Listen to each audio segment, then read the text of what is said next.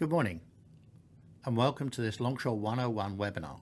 I'm going to be your host, Ian Greenway, and for the next 45 minutes or so we're going to walk through some longshore coverages, how you qualify for them, and the various Admiralty coverages that are in place as well.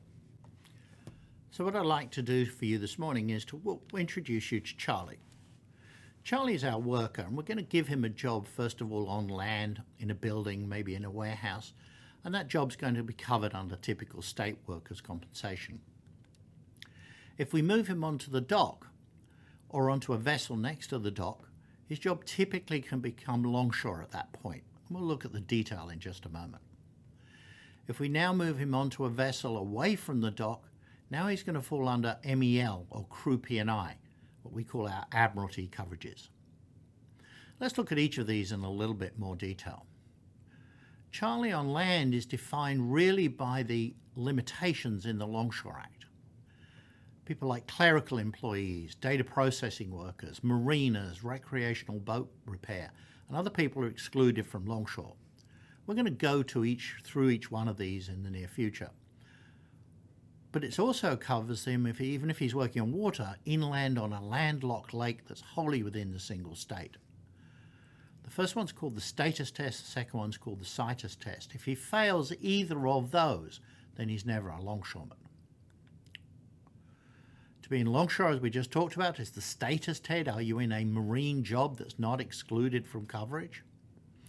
And then our longshore situs test. Did the accident happen upon navigable waters of the United States or an adjoining area? Again, we'll look at both of those in detail during the course of this webinar. Now we put Charlie on board a vessel. Here I happen to have him on a container ship, but it can be any type of vessel. In some cases even as small as a kayak or a surfboard.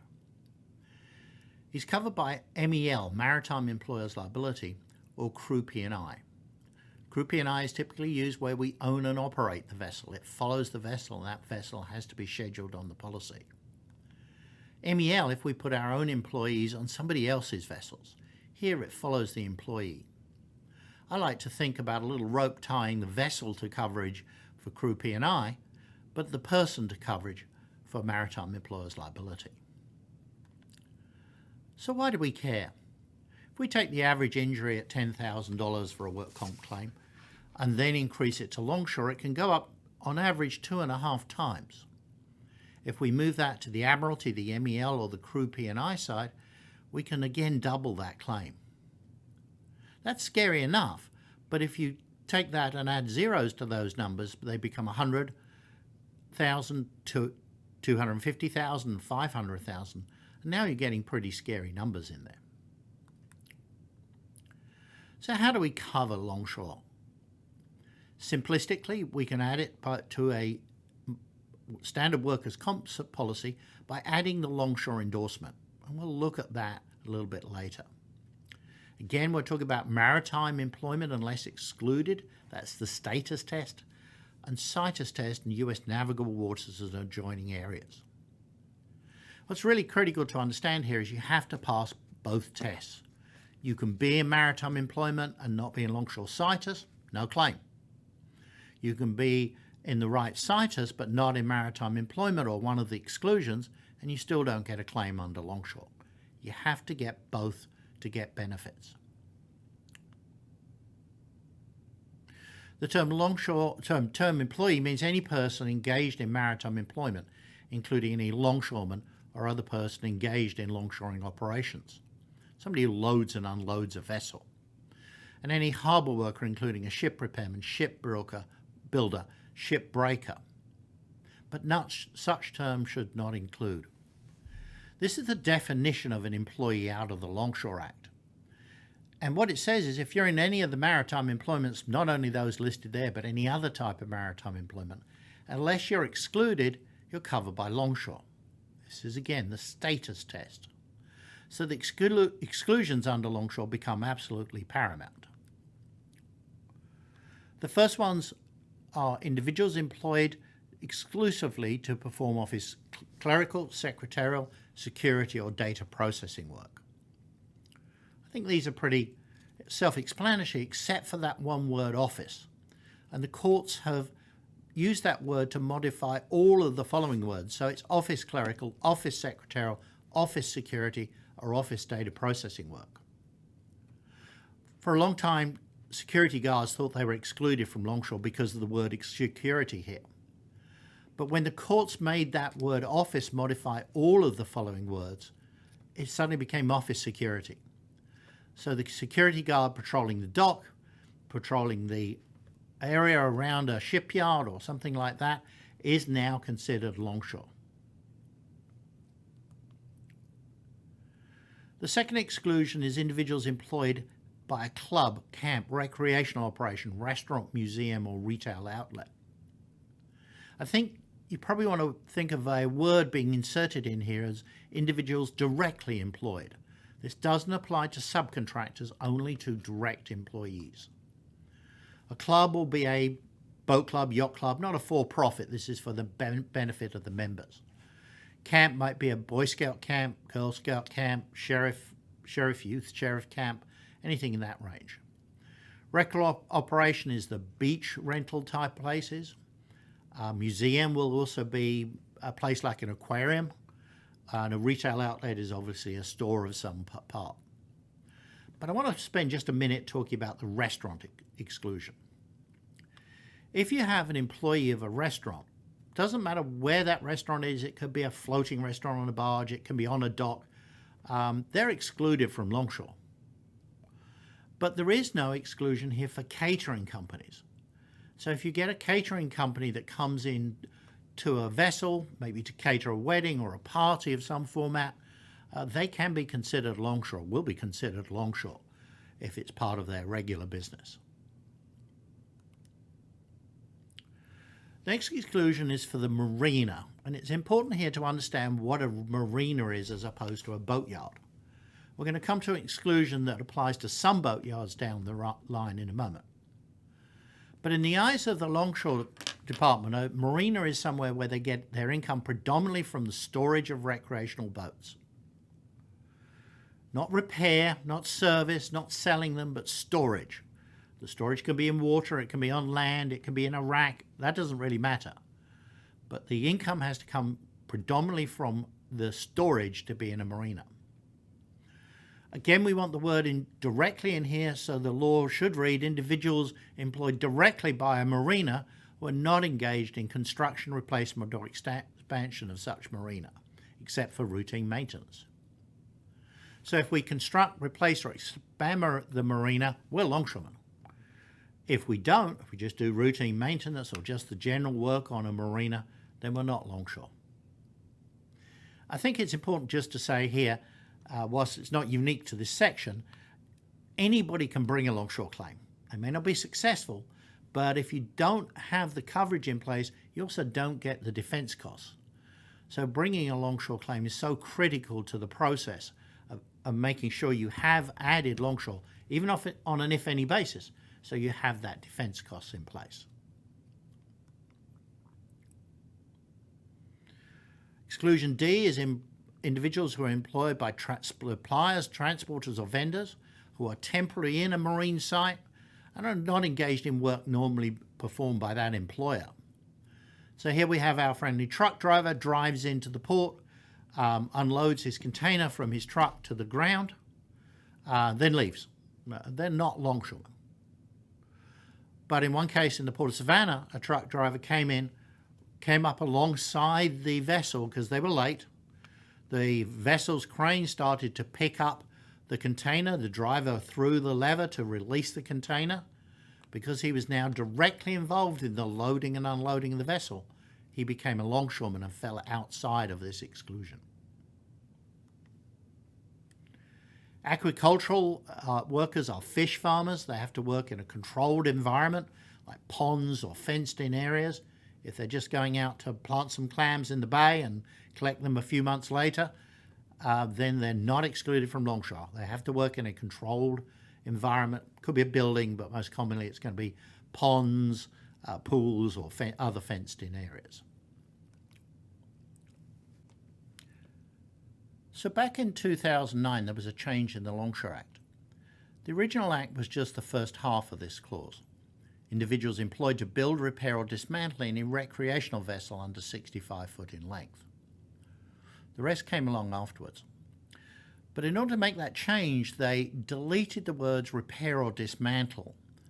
So the new law in 2009 read, individuals employed to build any recreational vessel under 65 foot in length, or individuals employed to repair any recreational vessel or to dismantle any part of the recreational vessel in connection with the repair of such vessel. I find that a rather confusing set of words, so a little chart to me makes a lot of sense.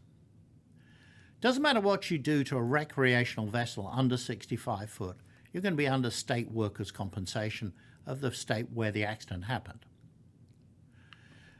It doesn't matter what you do to a commercial vessel of any type, repair, service, build, construct or manufacture, and you're going to be longshore. But when you get to the recreational vessel over 65 foot, if you repair or service it, you're under state workers' compensation. But if you build, construct or manufacture it, you're under longshore. That's a really odd combination, but that's the way the law is worked today. But then in 2012, we had to put in some further regulations as to how to define commercial and recreational vessels, so you could tell whether the repair or service was falling under longshore or not. Here's probably some of the best examples of what are longshore vessels, so the repair service of these is considered longshore work. Military vessels, I think that's a pretty obvious one. Here we've got a container ship, again, I think pretty obvious commercial vessel. Here we have a ferry, another pretty obvious commercial vessel. Mega yacht, again, may sound like it's recreational, but in reality most of these are chartered, and that would make them commercial vessels in the eyes of the law. Here's probably the most difficult one. It's a little difficult to see in this slide, but this is a charter fishing boat. She's called Time Out, and this is what is described loosely as a six-pack. In other words, passenger, probably a deckhand, and then up to 6 passengers. Because that's income derivative, that's considered a commercial vessel in the eyes of longshore. So repairing it, servicing it, becomes longshore work. Sitting next to her is almost identical vessel that's not a charter boat. It looks the same, the work's the same, but because she's not a charter boat, she's considered recreational and therefore would be a state act vessel, not a longshore vessel. So repair for service of these vessels would be considered state act. A sheriff's boat, a boat that looks like a recreational boat but is run by a municipality, is in the eyes of a law still remains a recreational boat for the purpose of the Longshore Act. A small bareboat charter, this is a self-drive, think of Avis or Hertz, self-drive type of mechanism. Got to be under 10 passengers, 12 passengers, get the right number, 12 passengers capacity to do this, but as long as you're under 12 passengers and it's self-drive, this is considered a state act vessel. And then, of course, my personal boat, the little swan boat there, private boats of any nature are still recreational and not longshore, not considered longshore. Here, though, is probably the most important exclusionary language in the Longshore Act. What it says is all those exclusions we've just looked at go away unless the individual has coverage under a state workers' compensation law. This is particularly important in states where there's a minimum number of employees to require state workers' comp. A lot of states have a minimum of 3 employees. That's maybe true in your state, but it does not apply to longshore. 1 longshore employee, even if part-time, is enough to make you make the requirement for you to have the coverage in force. 2 more exclusions: the master, member of the crew of a vessel, that's our Admiralty or Jones Act type of exclusion, and casual labour used by a master to load or unload, repair any small vessel under 18 tonnes net. Now, these people have to be hired directly by the skipper. There are some out there, but it's a very, very rare occasion you see that exclusion applied. If you passed the status test, you're in the right type of job. Now we move on to situs. The accident is to happen upon the navigable waters of the United States. There's no federal definition of this, so I'm going to give you my more casual definition. It's a waterway on which you can directly or indirectly travel to another state, country, to the Gulf of Mexico, or to the ocean. Even if it's not currently navigable, it could be dried up, it could be flooded, it could be silted, but the capability to travel on that water is enough to make it longshore waters. And it goes 12 nautical miles, about 13.5 land miles, out into the ocean, out into the Gulf, around all the territories of the United States. So there's a dotted yellow line around there, and longshore goes out automatically to that level. The location itself does not have to be limited to commercial traffic, but if there's just recreational activities on a lake that may connect to another state, that's enough to make it longshore. That's a longshore situs. So what's not navigable waters of the United States? A landlocked lake upstream of a dam on a river with no locks to bypass, as long as it's within a single state. What the Coast Guard says doesn't really matter here. This is down to the longshore law and how it looks at navigable waters. But then, unfortunately, it's not left alone. It's including any adjoining port, pier, wharf, dry dock, terminal, building way, or marine way, or other adjoining area customarily used by employer in loading, unloading, repairing, dismantling, or building a vessel. And that word adjoining area is the key one here. How far is adjoining? There's a lot of court cases that define that, which we don't have time to go into today. But know that it's not just waterfront premises. Certainly anything within a port or nearby is going to be considered longshore situs. Every employer shall be liable for the payment of compensation. Again, you don't have to have a minimum number of employees or even one full-time employee. If you've got the exposure, you are required to purchase coverage. If the employer is a subcontractor, if the sub fails to get the coverage, it goes straight back up to the general contractor, to the person that hired the subcontractor. There's no independent subcontractor rules at all in longshore. Every employer shall secure the payment of compensation under this Act by ensuring with any stock or mutual company or association, while such fund is authorized under the laws of the United States or any state to ensure workers' compensation, and by the Secretary to ensure payment of compensation under this Act. There's a list published by the Department of Labor, we'll give you this link again later, that shows close to 350 approved carriers. But when you look at it, there's probably about 25 carriers actually writing this.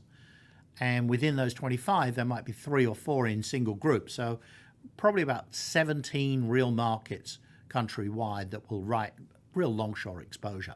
It's a very limited marketplace. If you don't buy coverage, you can be fined for up to $10,000 per claimant. You injure 3 people, $30,000. Plus, in theory, at least, you can go to jail. Never seen this used, but it is in the law that it is a jailable offence, which to me makes this the toughest sets of rules of any type of insurance. Where the employer is a corporation, the President, Secretary, and Treasurer are severally liable for such fine or imprisonment and the compensation. So if the employer, the company that hires you, runs out of money, those 3 people are personally liable for unpaid benefits. Here's just a list of some types of businesses that have satisfied the status test. We started off with 5 in the original Act. We now have close to 100 between those 3 pages. Longshore, status versus situs equals coverage.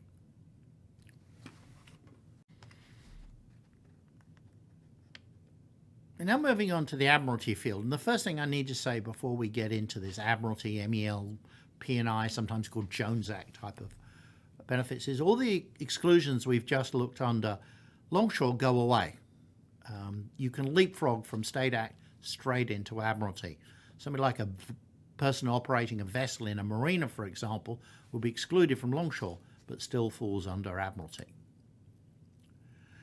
The Admiralty took a painter and for the first time gave coverage to people on other people's vessels and working in non-vessel operation jobs. John Wilander was a paint foreman on a vessel called the Gates Tide. It was in the Persian Gulf. So the first thing we do is say this is not limited just to the US. And he was on this vessel which was painting and sandblasting an oil rig. Here's the new test for Admiralty that came out after Wilander. The worker must have an employment-related connection to a vessel in navigation and must contribute to the function of the vessel or to the accomplishment of its mission. There is no employment relationship to the owner required for status. Again, you can put your employees on somebody else's vessel, and we do that a lot in the oil and gas industry, a lot in the cruise ship industry, and they will get the same benefits as if they were working directly for the owner. The only difference is they get it from their employer, not from the vessel owner or operator. What can they get? They can get maintenance and cure and unseaworthiness, wrongful death, the Merchant Marine Act of 1920, which is colloquially called the Jones Act, and Death on the High Seas Act. 5 sets of benefits there available to an injured seaman or an injured person working on a vessel. How do you cover this? The first way is to endorse the maritime employer's liability to the workers' compensation policy. It's pretty simple, but it has some limitations when you do that, and you do have to watch that the carrier can give you enough limits. Second, again, if you're putting your people on other people's vessels, maritime employer's liability monoline. And then last but by no means least, if they are your vessels, you own and operate the vessels, protection indemnity crew coverage will cover these employees. When you add the maritime employer's liability to a work comp policy, you're using the MCCI endorsement, and it has some limitations. NCCI filings are from $25,000 up to $500,000 limit. Yes, you can put $1 million on there, but the filings are generally from $25,000 to $500,000. And that gives you a problem because if you only get $25,000, which you can for most state fund or assigned risk type carriers, that's clearly not enough for a limit. That's more like a deductible than a limit. You can put an excess policy in there, but here's the real big problem with the NCCI form, and that is it covers injuries occurring only within the continental United States, Alaska, Hawaii, or Canada, or a vessel sailing directly between those ports. Well, that gives us some real problems. If you're going, let's say, from Miami to the Bahamas, this coverage will only give you 12 miles of coverage, and then you'd run out. Also, it excludes coverage provided by a P&I policy for owned vessels. Could this work? Yes, if your client will just work within the United States, never go outside, and you can get the right limit, then this program does work. But it is very limited, particularly geographically. And there are very few, if any, carriers in the NCCI world that will change those territorial limits. If you go to a monoline market, Lloyd's is probably one of the leaders in this, but there are some domestic markets that write this as well. Then you can get broader limits. You can get broader geographical limits, and you can customize the coverage in the way that's probably the best for any insurer with unique exposures. Endorse it if you can. It's nice to have it all in the same policy, but do watch out specifically for limits and territorial limits. It's worth saying here that the limits you see under the EL section of the policy are not the same as under the MEL section of the policy necessarily. You actually have to go to that MEL endorsement to find those limits. Here's a very simple diagram as to how the thought pattern goes as to where this will lead you. Does it lead you to Longshore in a particular situation, or maritime and Longshore? Does the person have the ability to choose? But there's a far easier way of doing that. In the Longshore toolbox is a tool called the Longshore Factor, and it actually works you through all the questions to decide whether an individual is a longshoreman, is a maritime employee, or maybe they get to choose benefits, or even a State Act employee if they're working in a marine environment. The toolbox also has a bunch of other references that you can find that will take you to different tools to learn more about longshore insurance. We also offer a blog, blog.ligmarine.com. None of these cost any money, or you do have to sign up to get the blog notifications, but there's no money involved in this. And that gives you news and views on what's happening in the longshore marketplace. There's a quick link to the Longshore Act, and we will be posting this whole PowerPoint later on, so you can have these to your hand. And last but by no means least is the list of federally approved longshore carriers. Again, I want to emphasize here that only the carriers listed are allowed to write longshore. That might only be 2 or 3 carriers within a group. It's the specific carrier. There's not group approval when you write longshore with a specific carrier. So let's go back just to remind you of Charlie again. He was on land first, in a warehouse, in a building, maybe out in a field, doing his work, state workers' compensation.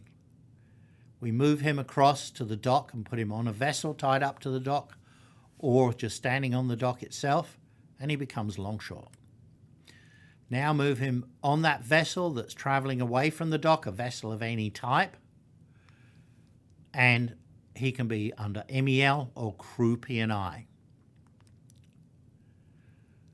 We have in the GoToWebinar box, as we reminded you right at the beginning here, a question box. If you go ahead and go in and type in any questions, we'll do our best to answer as many as we can in the remaining time.